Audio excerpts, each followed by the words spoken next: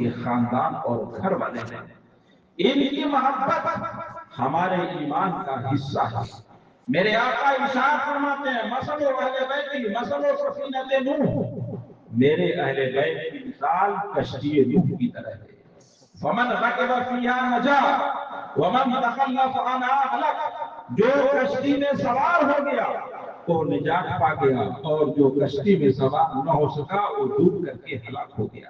اہل بیت کا دامن ہمارے ہاتھوں میں ہونا چاہیے، ان کی محبت، ان کی عقیدت، یہ ہمارے ایمان کا حصہ ہے۔ مگر جس طرح اہل بیت سے محبت کرنا ہمارے لیے ضروری ہے، اسی طرح جو سرکار کے صحابہ ہیں ان سے بھی محبت کرنا ہمارے لیے لازم و ضروری ہے۔ اس لیے کہ اگر اہل بیت کو ایک خصوصی تعلق ہے آقا کریم صلی اللہ علیہ وسلم سے، تو صحابہ کرام کو بھی ایک خصوصی تعلق اور لگاؤ ہے نبی اکرم صلی اللہ علیہ وسلم کی ذات سے۔ اس لیے میرے آقا نے ارشاد فرمایا اصحابی کالنجوم فبأیہم اقتدیتم اہتدیتم، میرے صحابہ ستاروں کی طرح ہیں، ان میں سے جس کی بھی پیروی کر لو گے تم ہدایت پا جاؤ گے۔ اس لیے صحابہ کرام سے محبت کرنا بھی ہمارے ایمان کا حصہ ہے۔ یہ فتنہ آج کے زمانے میں بڑی تیزی کے ساتھ پھیل رہا ہے کہ لوگ اہل بیت سے تو محبت کرتے ہیں، محبت کا دعویٰ کرتے ہیں، مگر صحابہ کرام کی محبت سے ان کا دل خالی ہوتا جا رہا ہے۔ وہ صحابہ کی شان میں گستاخی کا ارتکاب کر رہے ہیں، خاص طور پر حضرت امیر معاویہ رضی اللہ تعالیٰ عنہ کی شان میں نازیبہ کلمات استعمال کر رہے ہیں۔ بہت پہلے میرے آقا صلی اللہ علیہ وسلم نے اس فتنے سے ہمیں آگاہ فرمایا تھا، ارشاد فرمایا اللہ اللہ فی اصحابی لا تتخذوہم غرضا من بعدی، اے لوگوں میرے صحابہ کے بارے میں خدا کا خوف کرنا، میرے بعد ان کو اپنی تنقید کا نشانہ مت بنانا۔ فمن احبہم فبحبی احبہم، جو صحابہ سے محبت کرے گا میری محبت کے سبب ان سے محبت کرے گا، ومن ابغضہم فببغضی ابغضہم، اور جو ان سے دشمنی رکھے گا میرے ساتھ دشمنی کے سبب ان سے دشمنی رکھے گا، ومن آذاہم فقد آذانی، جو انہیں تکلیف پہنچائے گا وہ مجھے تکلیف پہنچائے گا، ومن آذانی فقد آذى اللہ، اور جو مجھے تکلیف پہنچائے گا وہ اللہ کو ناراض کرے گا، ومن آذى اللہ فیوشک ان یاخذہ، اور جو اللہ کو ناراض کرے گا تو قریب ہے کہ اللہ تعالیٰ اسے اپنی گرفت میں لے لے۔ اس لیے صحابہ کرام سے محبت کرنا یہ ہمارے دین و ایمان کا حصہ ہے، اور صحابہ کی شان میں گستاخی کا ارتکاب کرنا یہ دائرہ سنیت سے خارج کرنے کے لیے کافی ہے۔ جو صحابہ کی شان میں گستاخی کرتے ہیں ان کا سنیت سے کوئی علاقہ اور کوئی تعلق نہیں ہے۔ اور حضرت امیر معاویہ رضی اللہ تعالیٰ عنہ تو وہ صحابی رسول ہیں جن کو کتابت قرآن کا شرف حاصل ہے۔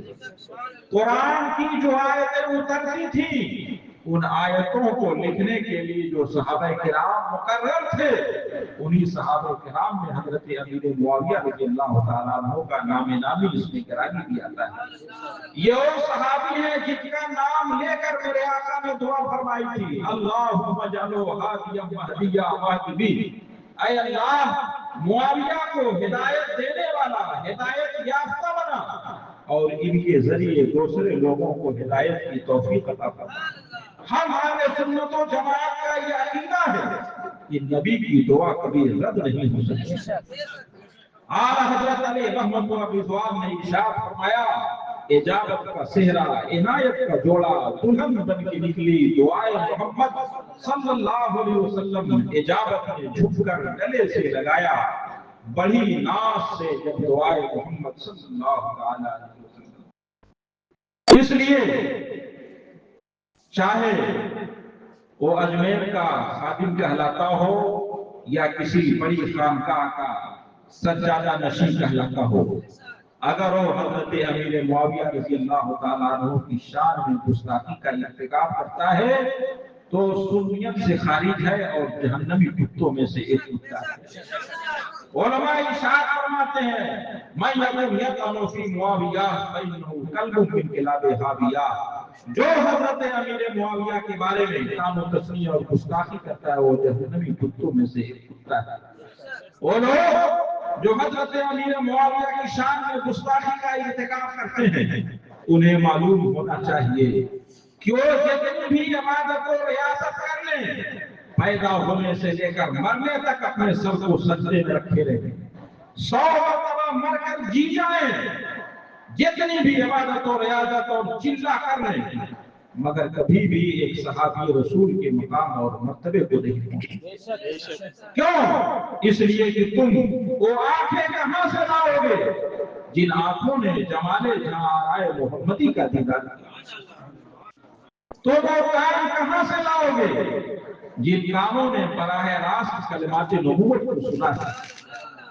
تم وہ ہاتھ کہاں سے لاؤ گے جن ہاتھوں نے نبی سے مسافے کا شرف حاصل کیا ہے؟ تم وہ پاؤں کہاں سے لاؤ گے جو رسول کی میت میں غبار آلود ہو جایا کرتے تھے؟ تم وہ دل کہاں سے لاؤ گے جو مسیحا کونین کی موت نفس سے زندہ ہوئے؟ تم وہ دماغ کہاں سے لاؤ گے جو انوار قدس سے منور ہوئے؟ تم وہ جسم کہاں سے لاؤ گے جس پر ایک بار رسول کا دست شفا لگ گیا تو زندگی بھر اس کی خوشبو باقی ہے؟ تم وہ خوشبو کہاں سے لاؤ گے جس کے ایک جھونکے سے مدینہ کی گلیاں خوشبودار ہو جائے کرتی تھی؟ تم وہ زمانہ کہاں سے لاؤ گے جب آسمان زمین کے اوپر آیا تھا؟ اور تم وہ مقام کہاں سے لاؤ گے جہاں کونین کے سردار جل و فرما ہوا کرتے تھے؟ تم وہ منظر کہاں سے لاؤ گے جب آسمان کے سیارے نے اپنے کلیجے کو شک کر دیا تھا؟ تم وہ مبارک لمحہ کہاں سے لاؤ گے جب حضرت علی کے لیے ڈوبا ہوا سورج واپس لوٹایا گیا تھا؟ تم وہ نماز کہاں سے لاؤ گے جس نماز کے امام امام الانبیاء ہوا کرتے تھے؟ اور تم وہ جماعت کیسے بن سکتے ہو جس کے سردار رسولوں کے سردار ہوا کرتے تھے؟ یہ تمام خصوصیات، یہ تمام مناقب و محامد اور محاسن و فضائل اگر کسی کے اندر جمع ہو سکتے ہیں تو اسے صحابی رسول کہا جاتا ہے۔ اس لیے کسی صحابی کی شان میں گستاخی کرنا یہ ناجائز و حرام ہے، سنیت سے خارج کر دیتا ہے۔ اور صدیق اکبر اور فاروق اعظم کی تو شان ہے کہ ان کی شان میں گستاخی کرنے والا فقہائے کرام کے نزدیک ایمان و اسلام سے خارج ہو جاتا ہے۔ اس لیے جہاں ہمیں اہل بیت سے محبت کرنی ہے وہیں پر نبی کے صحابہ سے بھی محبت کرنی ہے۔ اور ہم اہل سنت و جماعت کی یہی خصوصیت ہے کہ ہم دونوں سے محبت کرتے ہیں اور دونوں کی محبت کو اپنے لیے سرمایہ نجات سمجھتے ہیں۔ اسی لیے تو امام عشق و محبت ارشاد فرماتے ہیں اہل سنت کا ہے بیڑا پار اصحاب رسول، اہل سنت کا ہے بیڑا پار اصحاب حضور، نجم ہے اور ناو ہے عطرت رسول اللہ کی۔ صحابہ ستاروں کی طرح ہے، اہل بیت کشتی کی طرح ہے، سمندر پار کرنے کے لیے جہاں کشتی کی ضرورت ہے وہاں ستاروں کی روشنی اور رہنمائی کی بھی ضرورت ہے۔ اگر کشتی ہو روشنی نہ ہو سمندر پار نہیں کر سکتے، اسی طرح اگر روشنی ہو مگر کشتی نہ ہو جب بھی سمندر پار نہیں کیا جا سکتا۔ اگر سمندر پار کرنا چاہتے ہو اہل بیت کی کشتی پر سوار ہونا ہوگا اور صحابہ کی روشنی میں جو نجوم ہدایت ہیں اپنی کشتی کو پار لگانا ہوگا، تب کہیں جا کر کشتی ساحل مراد کو پہنچے گی۔ اس لیے نبی سے محبت کا تقاضا یہ ہے کہ ان کے صحابہ سے بھی اور اہل بیت نبوت سے بھی محبت کریں۔